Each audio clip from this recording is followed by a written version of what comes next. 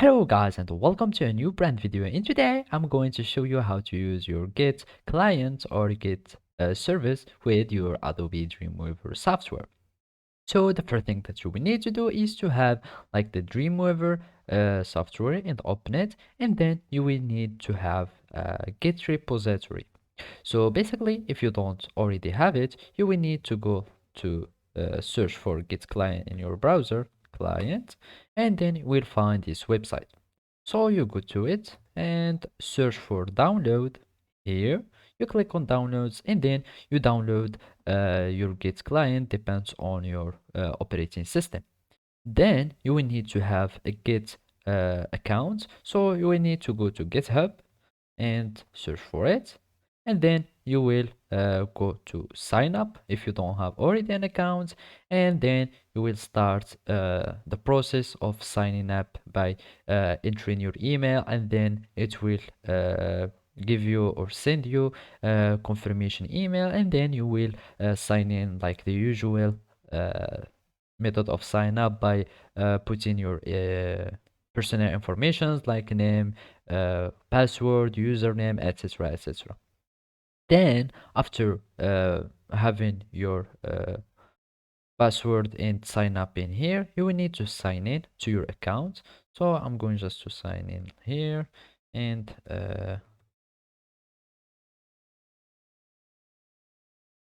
I'm going to add my password, and then I will just sign into my account, and I think that I have filled here my account, and I'm going to add, I have mistaken my email, and I'm going to add my account here, so like that, sign in, and then I will have my Git repository account.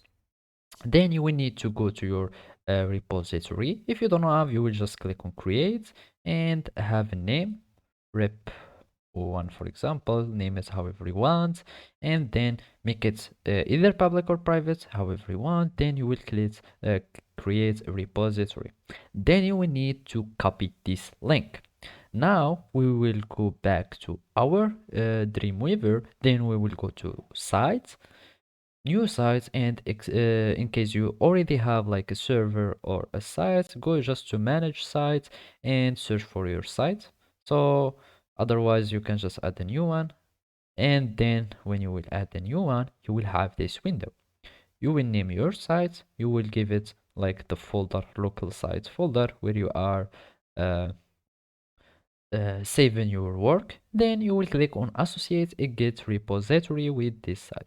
Then you will just click on clone existing Git repository using URL. You will give them, or you will paste the URL of your repository, and then you will add your username and password of your GitHub account. So here, let's go back. Here I have, this is my username. I'll add my password, and then I will just click on test just to make sure that I have connected my GitHub or Git service, and as you can see, successfully connected to remote, and click OK and save. So now I have my GitHub connected to my website, and this is how we're doing it. So thank you for watching, and see you next time.